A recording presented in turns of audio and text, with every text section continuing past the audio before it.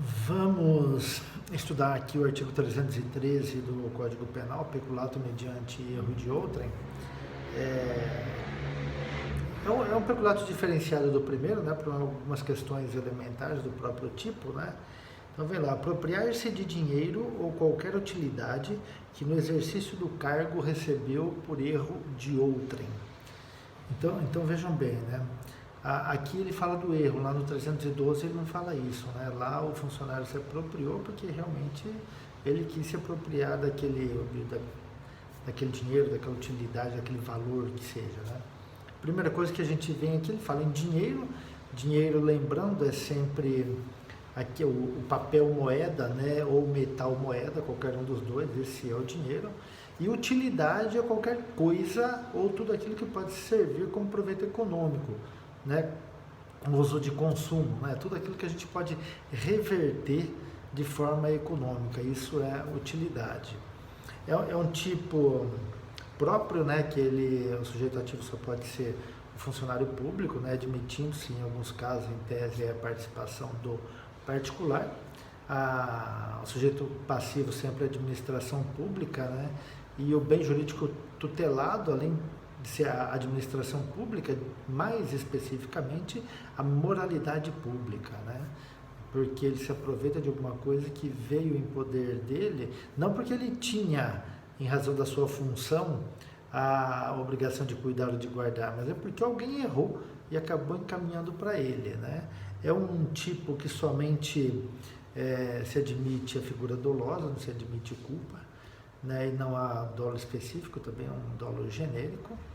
E há uma questão interessante, de se pensar se ocorre o crime quando o funcionário recebe valores pagos a mais nos seus vencimentos, né? Então, por exemplo, vamos imaginar que num determinado mês, né, o funcionário recebeu lá na sua conta, né, da administração pública o valor de R$1.000 a mais. Ele tinha um valor X e veio R$1.000 a mais na sua conta.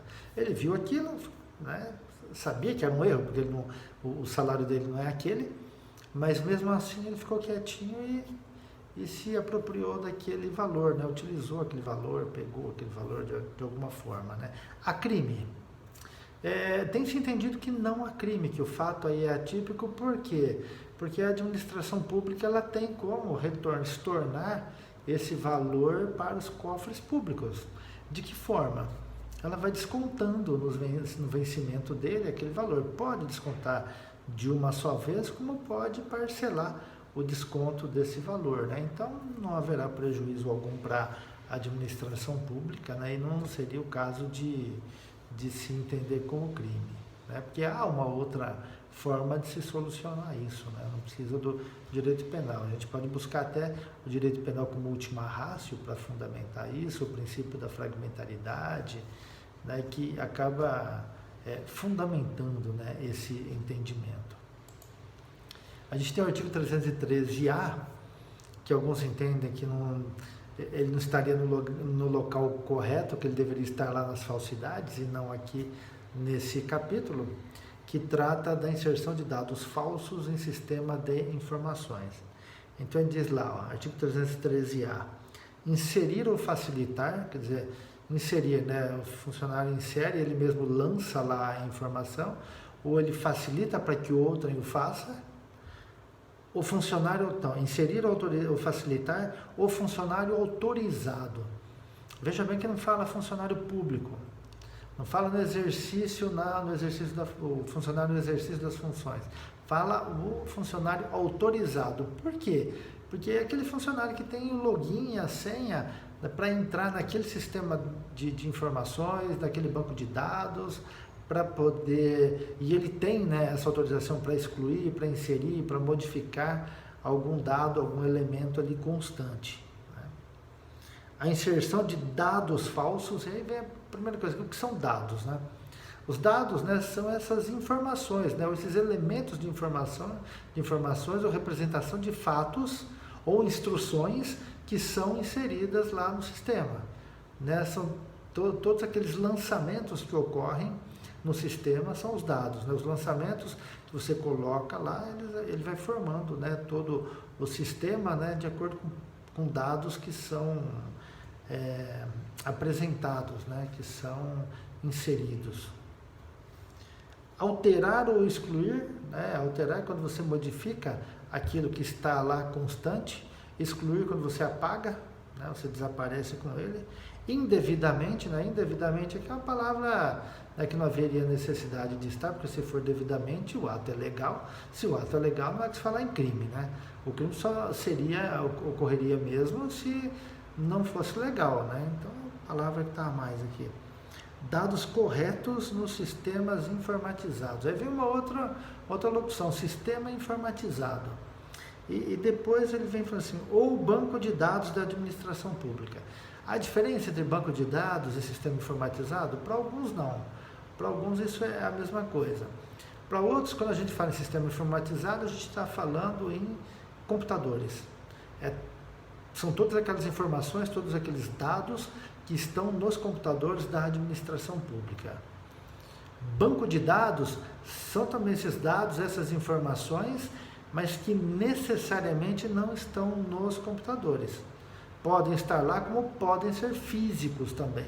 A gente ainda tem muito banco de dados físico, né, no Brasil, né? Só a título de exemplo, né?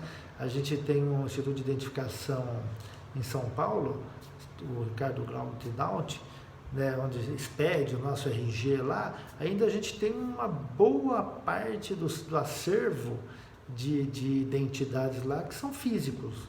A gente consegue saber o que é físico e o que não é, né, no número do RG. Aquilo que tem dígito é porque os dados, né, já foram informatizados. Então é um sistema informatizado. Aquele que não tem o dígito no número do RG é um banco de dados físico, né? Tem que ir lá no arquivo, a fichinha lá, procurar para poder localizar as informações. Tá? O banco de dados da administração pública com o fim, especial fim de agir, né? Um dolo específico que a gente tem, com o fim de obter vantagem indevida para si ou para outrem, ou para causar dano. Então, a finalidade, o dolo específico é para vantagem indevida para si ou para outrem, ou para causar dano. Pode ser que eu não queira vantagem nenhuma, mas eu quero causar um dano para a administração pública. O crime da mesma forma, né? Alguns exemplos, né? Essa vantagem indevida, ela pode ser econômica ou não importa. Então a gente tem, por exemplo, uma vantagem, joga uma informação lá que permita que alguém seja aprovado no concurso público, né? Ou funcionário autorizado, né, num concurso maior do que aquele que ele efetivamente exerce, ou para alguém que ele consegue, para que ele consiga, ou ainda, né, para causar dano, né, vamos imaginar no banco de dados lá, ou no sistema informatizado do INSS, inseriu lá uma informação que objetivava que o indivíduo obtivesse a concessão de um auxílio, lá, um benefício do INSS. Então, aí, na verdade, ele ocasionou uma vantagem para alguém e também causou um dano para a administração pública.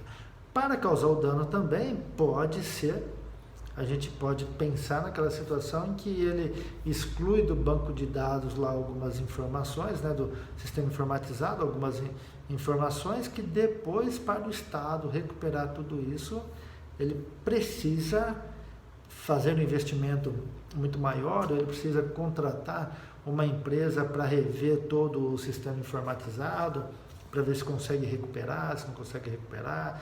Então ele acabou ocasionando um dano para a administração pública e a gente tem o crime aí da mesma forma. Beleza? Até a próxima.